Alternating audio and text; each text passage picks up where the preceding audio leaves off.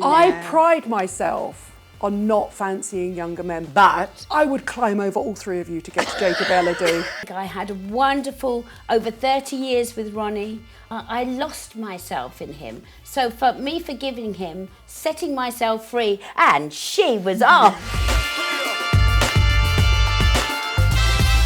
Hello, I'm Jo Good, and this is the SheerLuxe panel, the Gold Edition, dedicated to our wonderful gold viewers. We've got some fabulous chats coming up. We're covering forgiveness as a superpower, wellness in middle age and beyond, fitness and beauty tips that actually do work, and things that we are loving. But first of all, let me introduce my truly fabulous guests. I am delighted to be joined by the fitness superstar, Sunday Times best-selling author and columnist, the wonderful Caroline Idiens, cultural icon, podcast host and author Jo Wood, and last but not least, my partner in crime, the beauty presenter and journalist Nadine Baggott. Welcome, girls. Yay! Thank you. I would love to be stuck in a lift with all of you for hours and hours, which we might well do after this session. You're all mates, but Jo, I've known you a long time, and you wrote a piece in the press a couple of weeks ago about the very public breakup of your marriage to Ronnie Wood. Yeah. And you said that after all these years, you forgave him. Yep. Which I find extraordinary. So how did you come to that? What turned things around for you? A friend of mine, Gail Polioni, took me to a seminar to listen to this guy talk. I was really low. I was really unhappy. I was brokenhearted. Didn't eat. I was skinny as a rake. It was great, that part.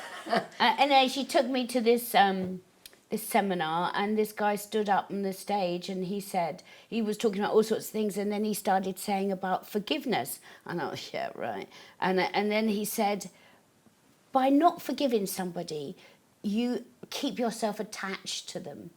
He said, it's an emotional thing. It's something that you're hating them, you're attached to them. He said, by forgiveness, you break those ties and you release yourself from them and you set yourself free. And I thought, I can't believe that would actually work. And so when I was away on holiday, and a couple of months later, and it kept going round in my head about this forgiveness. And I thought, you know what, it's time to forgive him and set myself free. So how long after the breakup did you forgive him? Well, I think we split up in the July, must have been just before Christmas. So quick? Yeah. Yeah, I didn't want to carry that hate around with me forever. And you know, I've met you at so many events and I've seen you in so many places and you're always bouncing around and happy and you have no bitterness. No. And I think that's what can happen over something that is so painful. You become bitter. You create a I've shield. I've seen people that have become bitter, and never would I want to be like that. And I think I had a wonderful, over 30 years with Ronnie. I had a wonderful time. We've got great kids. We've got great grandkids. And I just realised that our time was up and I needed to find me because I'd lived in his life. Yeah. And it was all about Ronnie for so many years. I lost myself in him. So for me forgiving him, setting myself free, and she was off. Yeah, she was off. But can I just say, unlike most of us, I mean, my marriage was short and very eventful, but he wasn't a superstar. So no one really knew what I felt or what he was getting up to. But we see him in the papers all the time. We see you in the papers. But every image you see of him, is it not like an arrow into your heart? No, not at all. I think that's amazing. I'd like to broaden this out because I have, I do a radio show and people phone in who will never forgive members of their family, so they never see them. And you just think, how can you not forgive somebody who's a blood relative? Because you're bearing it with you all the time. But you can forgive somebody and not have to see them. You don't have to be next to them, like my sister's not talking to me now as some stupid thing. She couldn't go to the wedding. It's a long story. But it's nothing to do with me, but she's cut herself off from my family. I forgive her. It's her problem. It's her problem. You don't have to see her. It's not mine. Yeah. Nadine, does any of this connect with you? I feel like one of my personality traits is I always think the best of somebody, and then when I'm betrayed, I will take a grudge to my grave. However, I sort of agree with Jo in the sense that I can still have a grudge, and then I think the opposite of love is indifference. I can be indifferent to somebody and still, I don't need to forgive them to be indifferent to them. And I think the power of your indifference is really important as a woman. Yeah. So for example, whether it's a family member or an ex-lover or an ex-husband, I think the important thing is to learn to be indifferent to them. So what you're essentially doing is you're taking your emotional power back. Yes. And you might have to go through a period of adjusting that. You know, you have to go through a period of grieving an old relationship or whatever. I'm not sure, I admire Jo having the power to switch it off. I probably have a period of grieving when something goes wrong in my life, whether it's a loss of a friend or a family member or whatever. But then that moment of indifference when you realise, actually, I just don't care anymore to give them any more emotional energy. Yeah. That's the key. It is liberating, isn't it? It is liberating. Oh, it's like a weight off your shoulders. And It's a Jo, real weight off your shoulders. you have I felt. never, ever, back me up girls, been seen as a victim, ever. No. one ever thinks, See, oh, poor Jo. No I- one's ever felt like that. I never wanted to be a victim. Somebody once told me, when I was doing my autobiography, the first writer, we were doing it, and he said, "You are a victim, you know that, Jo?" I said, no, I'm not. Off he went, and I brought somebody else in, because I'm not a victim, and I don't want to ever be a victim. Yeah. Caroline, I don't expect you to come out with all your personal life at all. Come on, But- Caroline, come out but with you're, it. you know, there's just Safe us. space. Yeah, it's just us, yeah. But, you know, if anyone crossed you, let's broaden it out to business. If anyone, crossed you, would you bear a grudge? I see it in a different way. I've got a girlfriend of mine that always gives me, you always have that one friend that always gives you on the money, brilliant advice. And she always says to me, it's not so much about the other people that you're working with, it's you and your gut instincts and staying in your lane. And I found as a founder of a business, especially in midlife, that it's really on going on your instincts. And you do know when you're doing something, you know when it feels right. And you also, whilst you need to let other people in, I think it's your vision at the end of the day and your passion. And I think it's very much, I listen a lot to Mel Robbins on her podcast, all about, let them, what other people are feeling. And, as you were saying, it's very much about setting people free, but also for yourself, for having that, I think ultimately you have to learn that the only control you have in your life is how you react to people. And there has to come to a point where you have to let somebody who's toxic for whatever reason, or have done you wrong or judged you or whatever, betrayed you, upset you, let you down professionally. You have to let them go and realise that once you have the power to say they no longer affect me emotionally, then you take your power back. It's really tricky, isn't it? Because maybe, Caroline, you hit on this when you said, midlife. Maybe as you get older, you become a bit wiser. When you're, like Mean Girls was based on adolescence, and you become mean, especially women become very mean if anyone crosses you. If you think of school days, nothing like a mean girl. Maybe you grow up and you have a bit more wisdom. But when I was hurt, I did the worst possible thing, which is, what can I do to hurt him? Which, he'd moved on. So I couldn't do anything to hurt him. How quickly did they move on? on? Oh, no, he'd moved on, had a child, that was it. But I love the story that you told me that you eventually used your radio show. Oh, my God. To get them back in, to see how they were getting back on, which is pricelessly Do you know what I did? Jo, I asked him, so to cut a long story short, he ended up going to Australia. He was in Neighbours playing Nobby, which is so apt. But anyway, he then came over with Kate Blanchett to the Barbican, and my producer said, is there anyone in this cast you'd like to interview? You can't have Kate Blanchett, obviously. And I went, oh my God, him, that's my ex-husband. And she went, you're joking. And I went, can we ask him in? And he said yes. He came into my studio. It was the afternoon show. I was lit from behind. I looked about 8. You could only see the silhouette. Perfect. I know. And he came in. Can you believe he literally agreed to it? And underneath, you'll appreciate this, underneath the whole interview, I ran the Kinks singing Thank You for the Days, which he couldn't hear because he didn't have headphones on, singing Thank You for the Days. And my audience, people were emailing in saying, I've cancelled my dentist, I've cancelled my hairdresser, I'm not going anywhere, Can't waiting. miss it. Can't miss this. Brilliant. And at the very end, I said to him, can I just ask you, Richard, when we'd finished talking about the play, why did you leave me? And I know. Oh, cool. And you could feel all of the London cabbies just pulling up, And he went, I don't know, Jo.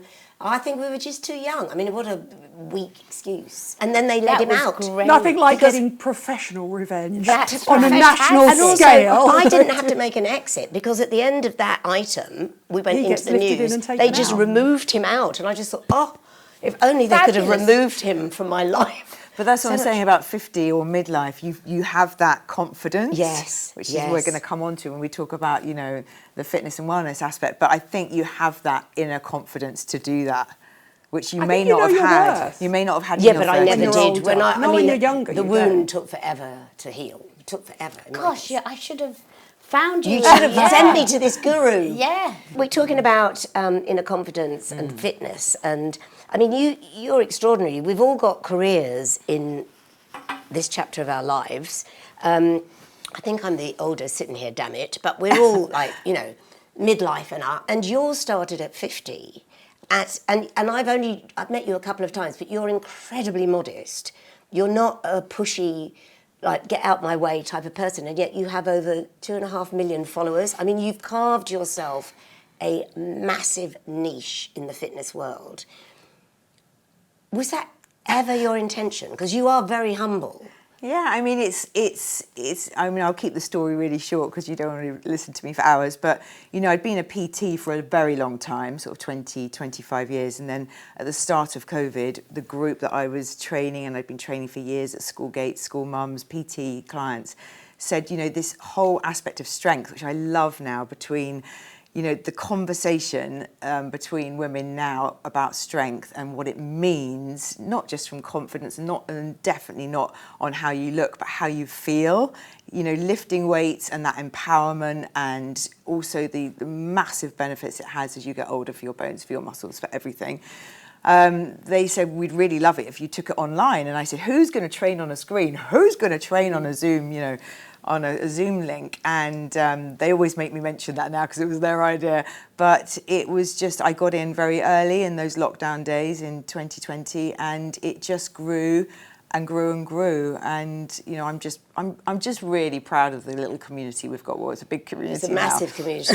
But, you know, the great thing about being online is you're global. You can be from anywhere. You can join at any time. And it's just amazing the power when, you know, women and men come together, but specifically women in midlife, which is my key audience. And it's amazing to see where we can go from here, because it's, I'm really proud of it. Do you get frustrated when you meet people who are just not into it? Well, it's funny because people aren't into it, and then actually once they start to become motivated, it doesn't need to be, you know, workouts, but anything, exercise, anything where you're moving, you know, it can be dancing, swimming, cycling, whatever, Pilates. It's amazing when somebody hasn't ever exercised and you see that person again in 3 months, 2 months, and the difference it's making, not just to their body and their strength, but just to their mood and to the person. You know, the difference is absolutely staggering. Yeah. And I get messages, hundreds of messages on my DMs from women saying, you know, I'm starting in my 50s and my 60s, and it is literally life-changing. Just from how they're sleeping, their immunity, their skin. You know, it's from everything, Yeah, how they're I eating. love to work out. Do You you? know, and the thing is, I love we to all... lift weights.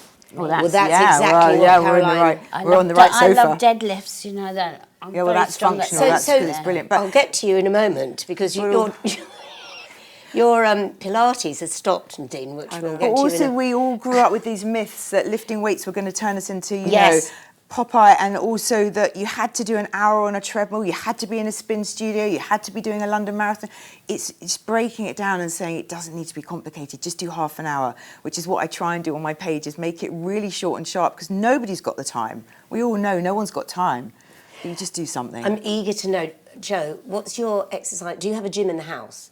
I have a gym in the house, but I go to Christie for Pilates once a week, and I go to the gym down the road to do my deadlifts and a bit of boxing. I love to box. Oh, boxing's amazing. I did it this morning. Oh, did you? Yeah, boxing's What was she amazing. saying about forgiveness? I know. That, you see, and that's when I started boxing, actually, when Yeah. my marriage broke up. Take it out on a punch. I don't blame you. I started boxing There's because nothing so good for your fitness as it's just boxing. so, And upper you know, body strength, and yeah. also for your cardio. I mean, yeah. Oh my God, so how... Brilliant. When you're boxing, are you boxing a bag, or are you Yeah. boxing each other? Yeah. Yeah, I'm boxing. someone stands there with their somebody pads. with pads. Right. Amazing. And it's a great. I feel so good when I box. Nadine, you've gone very quiet. That end of the sofa. Nadine. Well, you know like that I weights? did reformer Pilates, and I did it pretty much religiously 3 or 4 times a week for about 7 years in my late 50s, and then I moved out of town when I turned 60, and I haven't worked out since. But you live in a But I've massive house. never once got a high from exercising in my life. Oh, I do. So I just don't have the do. ability to have an endorphin high from any Caroline, form of what would you exercise. do with her? I used to work out in a gym. I used to do athletics at school. Never had a high. But you don't come out Oh, I'm feeling going to have great. to get to do my please do classes. something with her. Those I bedroom- really want a reformer Yes. in my office, a fold-away reformer in my office. And I find it really interesting that people do Pelotons, but Peloton have never done a reformer. But the problem is with a reformer is you do need one-on-one teaching. You can't really master a reformer yourself. You need an instructor. Yeah. But I would do that. If they had a screen at the end of a reformer, I would invest in doing it Where in a are you on heartbeat. reformer? But I'm I've also, got so can many I, friends that absolutely love it for their core strength. Unbelievable. there's nothing like it for zipping in. Also, can I just say, we are really shallow. You turned around and said you wanted to work out because you didn't want bingo wings. I did Pilates because I wanted to look good in a bikini. Yeah, well, It was you never do. about how I Forgive me, she felt. does look good in It was never about how I felt. No, we are that no. shallow, Joe. We're Good. totally banal. But you were born with a flat stomach. Can I just ask, personally speaking, I have a stomach like Mr. Pickwick. What would weights help that? I think this is a whole nother Pilates. chat, but you have the Yeah, thing you about get you on a reformer. the thing Yeah. about the whole myth of the six pack summer abs and all of that. It's also so much to do with your diet and your nutrition. So See, you I'm can mad about diet. You can do the Pilates and you can do lots of She's been on a deep diet for core 50 years. exercises. But it's also eating not on a diet, definitely not on a diet, but just what you're eating. It's just Count eating well. chemicals, not calories. Just eating well. It's not restricting. It's not diets. I There's also none of think this it's body shape cutting as stuff well. out. You know, with the Yeah. core, there's so much you can do that are not sit-ups. It's not all about sit-ups. I do loads of core work with my clients. Pilates is amazing for your core strength too. Yeah. But It there's does so really many zip things you you can in. do. Yeah, I need to do that. Maybe just get back to the mat. For longevity, which we're going to talk Yes. about in a moment in the beauty industry, Yes. that, these extraordinary faces and models are coming back looking better, probably. Yeah, amazing. What are your tips for that? Because if we just stop, nature will take its course, but we can help nature, can't we? Okay, so there's lots I can say on this. Leg strength for longevity. So you've mentioned one of the best exercises you can do. We're talking functional fitness, which a lot of people I know, they see it banded around. What the hell is functional fitness? It's basically mimicking daily movement patterns. So as we get older, we're stronger in those sequences. One of them being a deadlift movement, which you can do everything just body weight. But once, of course, you start to add weights, you're going to be really overloading the muscles and you're going to build that strength. So something like a deadlift or a squat, a press up, a plank, anything where you are using your body weight as resistance is brilliant. And then you can start incorporating weights and bands and bells and all of those things. But we're talking about, squats, I'm afraid, but I know not everyone loves a squat, but they are the best compound movements. So you're using lots of different muscle groups at once. And it is true that if you think about how many times you go up and down the stairs, sitting off, getting off a sofa, off the loo, you're squatting, you don't even know you're doing it, but it's those movements you just need to keep doing because leg strength, ultimately when you're in your 70s, 80s, 90s, it's getting in and out of chairs. They say the chair is the devil for all Yeah. of us. I mean, if you Yeah. go to Out India, of they're all class. squatting at all age, eating, Yeah. squatting, using the hips. Yeah. I did a It's all leg class where, strength. the teacher turned up and said, I've had 2 cappuccinos. Forgive me. He actually said that at the beginning, and he was doing squats with weights and a jump at the same time. like a and I burpee. just thought I could keep up, but I literally pulled the one in the buttocks, whatever. Oh, yeah, not good. Your glutes. Maximus. I mean, you can't, I'm 71, for heaven's sake, I shouldn't even have been attempting it. But No, but it's good you did attempt that's it. what I think. I think Just so. put yourself. I mean, I should know my body by now, and I felt fine until the next day. But probably just do squats and a jump, but without the weights. Yeah, it's putting it together, but it's putting it together and focusing. I bang on and on in my sessions about form and technique, especially as I'm training across a screen and you haven't got a personal trainer standing right next to you. But it's your technique that's so key because the last thing you want to do when you're motivated, you're ready to start, you've got the lovely kit and all the weights, and then you put your back out. Yeah. And it's like, God, 6 weeks then, Yeah. and that motivation is out the window. So I say to people, just make sure you get that form right and you know how you're squatting. Yeah. And you know how you're doing your Can press-ups. I ask, as an It's brilliant. instructor, And you're always demonstrating on one side, so one side is getting more work than the other Oh, side. no, I try and do, but you've always got a favourite side. Yeah. It's like anything, you've always got a favourite. But we also do lots of unilateral movements, which is when you're doing one side of the body to the other, because you'd be amazed how many people have got imbalances. You know, people that hold their toddlers on that, or you hold your shopping from M&S on that side. Yeah. You know, and it's amazing how the body then really overcompensates, and you start getting sort of hip and knee pain. You think it's your back, but actually it's just how your alignment, you know, how you're out of alignment. So we do lots of work on that. Do you have a rest day?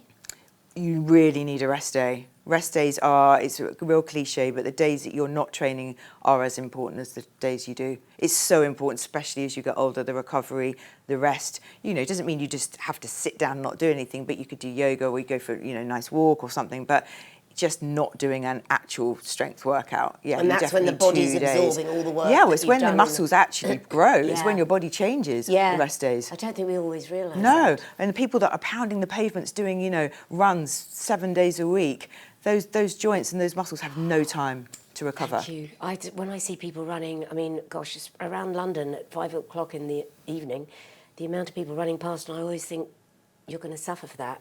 Do you think that's Well, a as long as negative- you've got to be doing your stretching, you've got to be doing your recovery, you've got to be having those days off. But also, I keep coming back to the food. It's your food, your nutrition that really helps. You need to be having, it's, you know, proteins everywhere at the moment. Creatine and protein are the two hot topics. But you do need to eat. You do need to eat well, because it's fueling a car. You know, if you don't put anything in it, you can't expect it to keep going. Yeah. But you have to put good fuel. You have to put good fuel. Yes.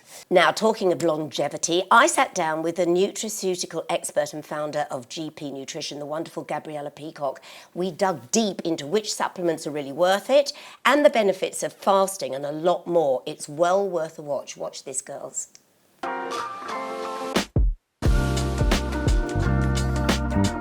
Gabriela Peacock, nutritionist to the A-listers, Sunday Times best-selling author, a list of credits, too many to name, but I'm pleased to say she's sitting here with me. I'm not going to hog you all to myself, Gabriela. There are so many questions personally I want to ask. So I'm 70. We've got viewers of 30, 40, 50, 60. Should all of us literally, under an umbrella, rethink our nutrition during January and the winter months? Be good to yourself and be gentle in the same time. Any plan you have or any program you want to do needs to fit within your lifestyle, because that's the only way it will become sustainable. Okay, can we just talk very quickly about intermittent fasting? Yeah. Because I've heard you say you advise fasting for most people who are well, who are not pregnant. I love intermittent fasting. For me, it makes sense. It's definitely by far the most scientifically researched method of maintaining healthy weight, losing weight healthily, but also it has massive link to longevity. If this is the kind of one power we have in our hand to kind of age better and live better, I mean, to me, it makes perfect sense. And you suggest one which I thought, gosh, if I'm going to do it, this would be the right way to do it, which is the 16-8. Yeah. Can you just explain to everybody out there what it is? Absolutely. So you basically design your eating window. So you eat for 8 hours per day and you fast for the 16 hours, but during which you're obviously sleeping as well. So that 16 hours will become much easier and much shorter for you as well. During your eating window, you obviously eat what you want. You're trying to eat healthy foods. Obviously, we will encourage that. But when you're fasting, and I don't like the word fast, I think, again, it can sound really daunting. I'm going to be starving myself. You're really not. You're just giving your digestive system a bit of a break. When you're no longer giving calories into your body can focus on something what we call autophagy. And this is, I always describe it as a kind of spring cleaning for the cells. So every single cell will start cleaning itself and getting all the kind of rubbish out. And that only happens when your body is under a period of a little bit of stress, because you're not putting calories inside your system. So it works by two kind of mode of actions. One of them is you're creating this amazing spring cleaning, which is promoting our, detoxification, cleanses our body, promoting longevity. But also, obviously, you're only eating for 8 hours every day, so you're reducing your calorie intake as well. So you're kind of killing it from both sides. And how soon after you start that will you feel the benefits? I mean, are you hangry at the beginning, or can you say after the first time you do that, your body feels lighter and your head feels clearer? Most of the time for quite a lot of people it's a habit. It's the habit of I wake up and I have a piece of toast and I go to sleep and have a glass of wine and a piece of chocolate in my hand. So we just need to realize that we have not been programmed to be eating all day long. We really haven't. You know, in the hunter-gatherer, we go out, we need to kill something, cook it, and then eat it before we have a breakfast. So again, it's absolutely fine for our body to be slightly uncomfortable. It's actually very interesting. It's called hormetic stress, and it's a very beneficial stress. I love that. Gosh, and it's not often we are slightly uncomfortable with hunger. No, and that's the same with hunger. The way autophagy, this amazing process, self-cleansing process works as well, it's when you're cold or hot. So again, in the winter, don't wear a jumper. Just be uncomfortable. Or sleep with a lighter duvet. Or when you go for a run, you know, don't wear too much clothing. It's good to be uncomfortable sometimes. I love that, because it puts the body into a different stress. I'm going to start taking layers off throughout this interview. From listening and from reading a lot of what you've written, and as women, we are led by our hormones. But you simplified, because what are hormones? And you said they're chemicals. Yes. So it's how these chemicals interact, and we control that. Absolutely. So hormones are basically chemical messengers, and once they deliver the message, they need to go. So they need to be excreted. What I found a lot in my clinic, and I see a lot of midlife clients, midlife patients, is imbalances. And this is due to lifestyle, this could be due to your nutrition as well, not having enough things to produce these hormones from, so enough substrate as well. And this is where your kind of good quality supplements come along, and obviously healthy eating. I mean, I would say, and I really believe this, all of us need supplements.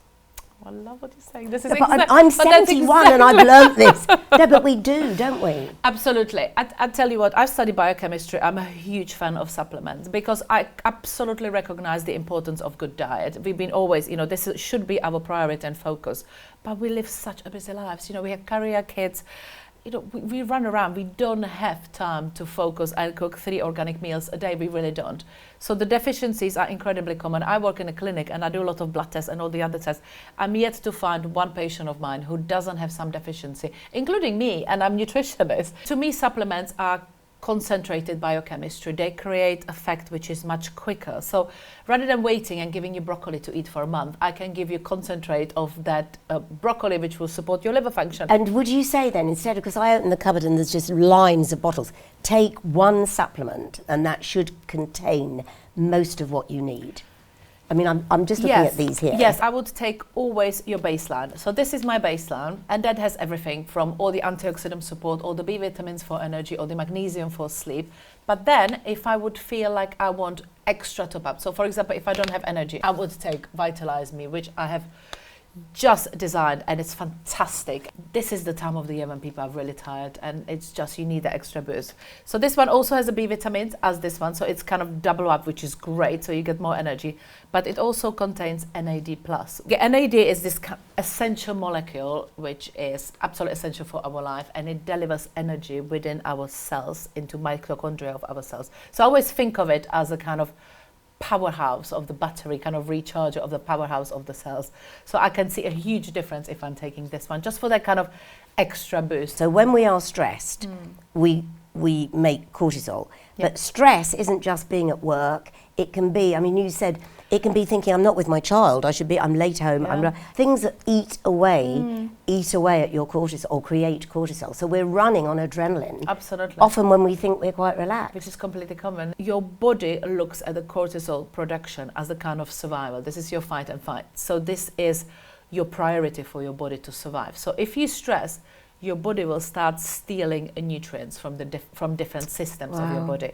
So if you have this kind of increased cortisol, you will have imbalanced sleep. You know, definitely it will affect your hormonal levels, massively impacts your energy, right? So again, this shows you the huge need of a multivitamin and also kind of good diet. It's just a couple of steps at a time. I've really discovered, and you know, I've wrote a couple of books. Even if you take 1 or 2 tips and do, you know, 1 tip every week or 2 tips every week, so you just slowly move your, you know, your kind of lifestyle and a diet towards better.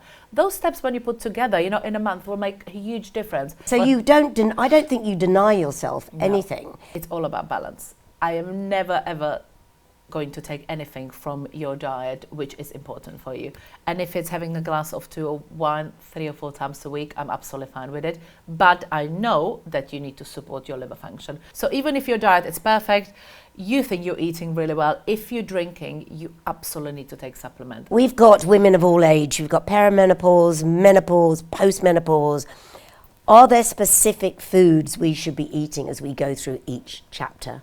Around 90 or 95% of our population don't reach the fiber intake. So all that amazing fiber you get from vegetables feeds and balances of microbiota, which is the good bacteria. Because of that, fiber is also important for liver health, which not many people realize, because it scrapes everything out. So all the stuff which doesn't need to be there, all the hormones, the messengers which we don't no longer need to come out. So one of the best things we could do for hormonal imbalance or around menopause or premenopause is basically taking fiber supplements or vegetables high in fiber, or combination of both, just to brush everything out, making sure all those hormones are not getting reabsorbed basically and causing a havoc.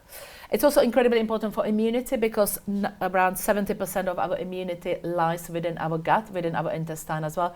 It produces some vitamins, it produces neurotransmitters, which is, the serotonin, the happy neurotransmitter. It gets produced within your intestine. If you want to just hormonal balance, just balance your hormones together, basically eat well, do intermittent fasting, and take nutrients, make sure that you don't have any deficiencies. We know that inflammation causes most of the chronic diseases.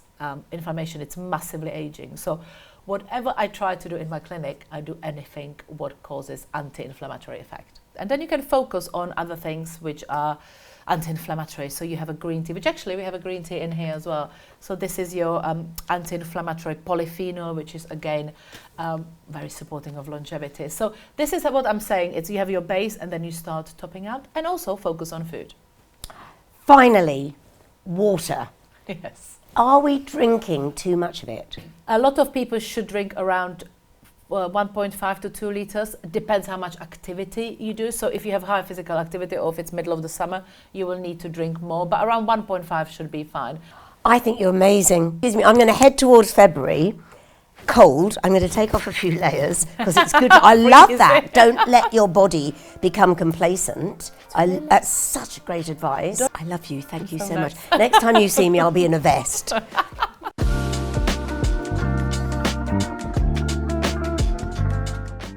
Right, good bit of news, which I'm sure Nadine will be able to flesh out for us. Chrissy Turlington is 57 and has become global ambassador for Lancôme. Hurrah! At the same time, Paulina Paraskova is in her early 60s. I was at her 60th birthday party in Paris. Excuse me. She was the face of Estée Lauder in her 30s, now is the face again, the global ambassador in her 60s. I mean, this is mind-blowing. This would never, ever have happened even a decade ago. What does this mean, do you think, for the beauty industry? So I'm going to start with you, Nadine. This is your area. I think it's the beauty industry cashing in on the generation that has more discretionary ad spend than any other generation. Do you really think it's down to that? That the we spend more money? multi-billion-pound global industry isn't in it for money. Come on. Yes, I like of course to know they it are. is. They will follow anybody that has the most ad spend. You've got a generation of women who've grown up to be more empowered, more independent, more strong, more opinionated, and to earn more money. They also have more money to spend because women in our generation are no longer looking after children or paying school fees or whatever, probably paid their mortgage off. They have the money to invest in beauty products. They will follow where the money is. As an aside, brilliant news. I absolutely love that Christy Turlington is back at Lancôme 30 years, and Paulina, because we haven't forgotten the fact that Isabella Rossellini was sacked from Lancôme when she was 30. Back in those days, they used to sack people at the age of 30. So for them to drink humble soup, eat humble soup and get them back 30 years later is important. But it is purely a financial decision. But surely beauty, everyone is drawn to beauty. Beauty is shiny and glossy. You know, as these women are beautiful still, but they're not as beautiful as youth. Youth has everything. You'd have thought these brands would want to put youth because that's what's everyone's. You can only be what you see. So a woman at my age, I've been a beauty editor for 35 years. I had no idea what it was like to be invisible when I was 30, when I was a beauty editor. Now I walk through a Selfridges beauty hall and I don't see myself reflected back. Why would I invest hundreds of pounds in a beauty brand if I don't see myself reflected back? I want to see the best version of me, which in my dreams is Christy Turlington or Paulina or Elle Macpherson or whatever. They're the supermodels I grew up with. I want to see myself reflected back. Jo, you were a model for years, weren't you? What brands did you work with? Did you work with beauty brands or fashion? Rimmel. Remember Rimmel? I certainly remember Rimmel. What else? I did all the back then I was only 16 and I did lots of young beauty things with... Would you imagine them having a 60-year-old on the Rimmel counter? Oh my God, if I was Rimmel, I would sign her Take and Kate Jo Wood Moss immediately. back. No, Are you totally. kidding me? How do people not get this? Look at how beautiful she is. She's like an English Goldie Hawn. She's just stunning. You are. I would sign her in a heartbeat. Private Benjamin remake. Back to a brand. Why wouldn't you? Yeah. And if you have Rimmel, I've got the London look. Why wouldn't you have 3 generations? No, you're because right. I would use a Rimmel mascara. so true. Yeah. I And wouldn't you're think right, twice the of it. It's older just women smart. have the money. Yeah. Yeah, the older women do have the money. So I'm sceptical, but I'm also really grateful that suddenly our generation are not invisible. Yeah. As consumers, are you fooled? Or, I mean, I love seeing these faces. I love seeing these mature faces. Me too. And does it win you over, do you think? Or do you still just go for the brands you love? I just go for the brands I love and I always go for organic brands because I don't want to put chemicals on my skin. Which are, Nadine, one organic brand, name it. I don't know. I don't believe in organic beauty. We're about to go to war. I'm glad I'm in the middle. Lavera. Lavera's fabulous. Lavera, yeah. But where will you find the it? interesting thing about organic is a really carefully controlled term for food production, but it's not in any way remotely controlled for beauty production.